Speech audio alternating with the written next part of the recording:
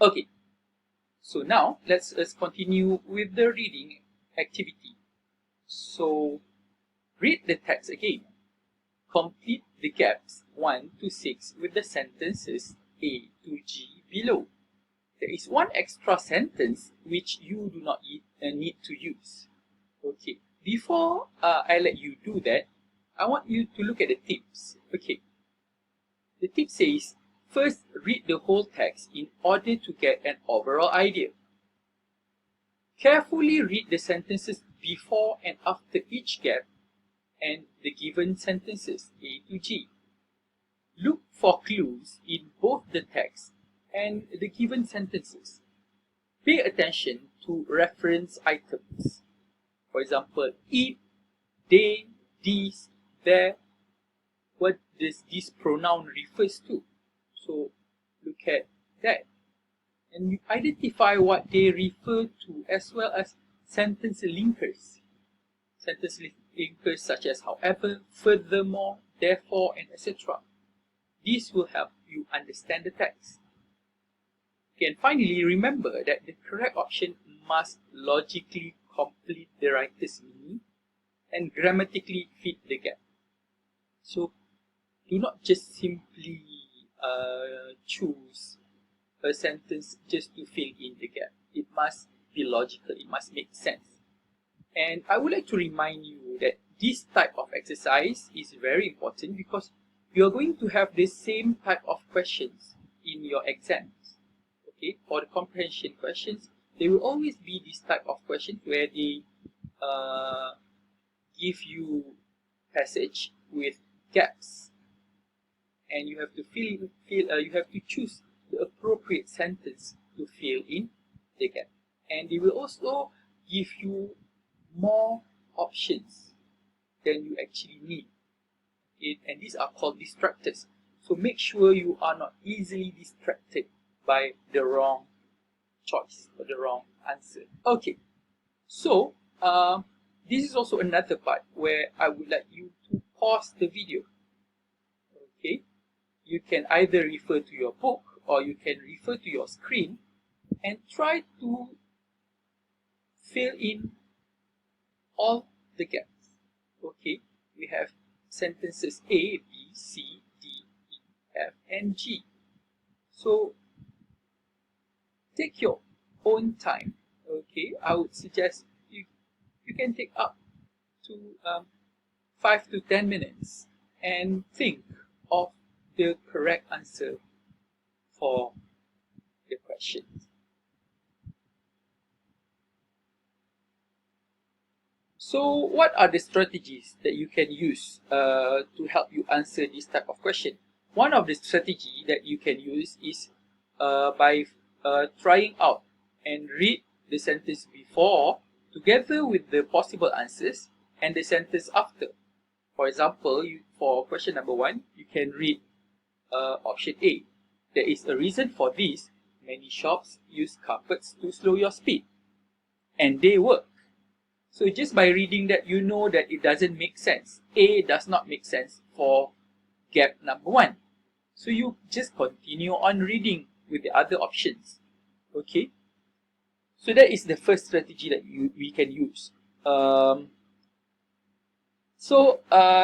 go on and discuss the answer. And while we discuss the answer, I will also share some other tips as well. So let's look at number 1.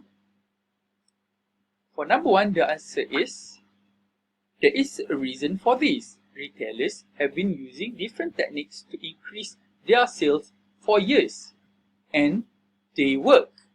Okay, so if you remember in the tips just now, they asked you to look for reference, and the reference words here is they, and they work. The word they here refers to what? The word they here refers to different techniques. Okay, so that is why it is the most correct answer. So by referring to some of the reference words, for example, the pronoun they, it will help you to confirm your answer. Okay. Let's look at number 2. Okay, the answer is the way that products are displayed also plays a very important role. More popular items are usually in the middle of aisles, so that you have to walk further past more products to reach them. Okay, so the way the products are displayed, and then the following sentence talks about the placement of products, so that is why it makes sense. Let's look at number 3. Okay, have you ever noticed that certain shelves look untidy, as if customers have been moving everything around? This is not by accident. You may think that people would be put off by this, but retailers often make areas look untidy. So this is not by accident. Okay, it makes sense. Let's look at number 4. Many shops use carpets to slow your speed. Okay, talking about speed, so I think we have to look at the sentence before. Even the way floors are designed can make you spend more. In many supermarkets, the tiles in aisles with expensive items are smaller, so that it sounds as if your trolley is moving faster, which makes you slow down and spend more time in that area. Okay, there's the keyword of slowing down, and then in the gap it says many shops use carpet to slow your speed. So there is the same idea. There is the cohesiveness. Okay, the flow is there, talking about the same thing, related things. Okay, what about the next one? This is why food shops, major items such as bread and milk are placed at the back. Okay, so let's look at the sentence before and after. Retailers would quickly go out of business if we walk straight in, bought what we needed, and then walk straight out again. Okay, so it's talking about the placement of the major items. Similarly, in clothes shop, fitting room and cash desk are usually far from the entrance. So talking about why the major items are at the back, and also in the clothes shop, the fitting room and the cash desk are also far from the entrance. So again, the ideas flow through. Okay. For number 6, retailers are playing with your mind. Don't let them get away with it.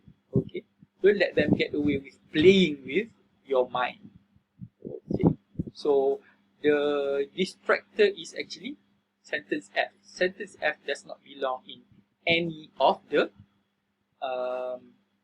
gaps. Okay, it doesn't belong in the passage. Okay, now we move on to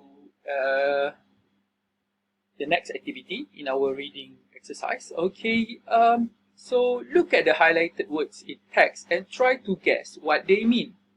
Then match them with the meaning 1 to 8 below. Okay, so this is also another part where I want you to pause the video. Okay, before you pause the video, I would like you to actually take note that there is an error in the text, because if you look at the options, there are 8 definitions, and if you look at the word that has been highlighted in yellow, there's only 1, 2, 3, 4, 5, 6, 7. So I guess this will make this exercise even more interesting, because one of the word is not highlighted. So it's interesting to see like how many of you would be able to actually find that one particular word. Okay, so as usual, pause the video and take your time. Okay, think of the answer, and then we will discuss the answer. Okay, so let's look at the answer. The first one, difficult to understand. Which one would mean difficult to understand? Okay, I think it's quite simple, right? The answer is complicated. Number 2, a basket on wheels.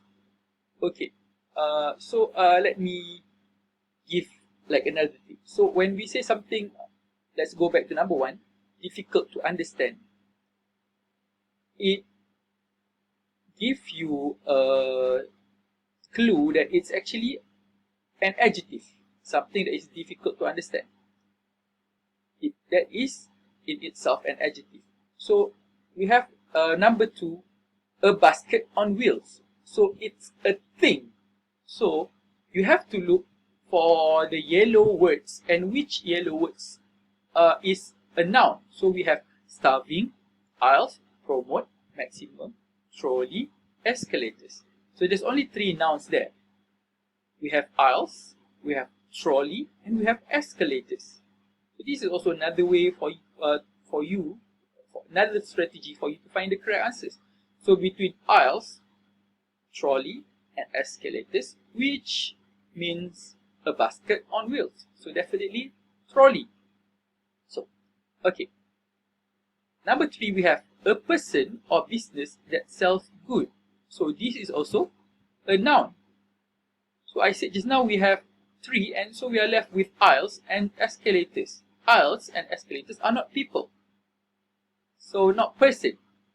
So this is actually a hint that this is the word that is not highlighted. So okay, we have number 2 just now, trolley. So did any of you find the answer for number 3? The answer is retailers. So I've been using this word quite a lot even before this. Okay. So for number 4, increase the sale or popularity of something. So it's an action.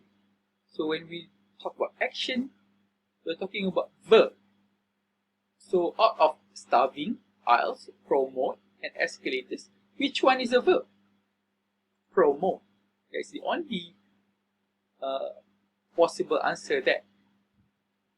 So number 5, a space for walking between 2 rows of shelves or seats. So if you are not sure about this one, maybe you can, what I would do is I would skip that, and once you've skipped, you will be left with the one answer. But for this one, I'm going to share it straight away. This one is aisles. Okay. And for number 6, moving stairs, also another noun. And what are the options that we have left? We only have starving, escalators, and maximum. So the only noun there is escalators. Okay. Number 7, we have the greatest that is possible, and number 8, feeling very hungry. So when we have 2 left like this, we can look at both starving and maximum. So we know that the greatest that is possible is maximum, and feeling very hungry is starving.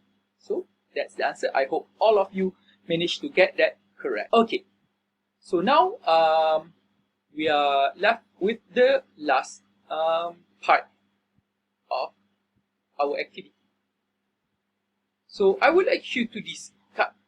Yeah, in the real classroom setting, we would use this opportunity to discuss. But what I want you to do is to think and ponder about this question. So, have you ever noticed any of these retailers' tricks in the places where you go shopping?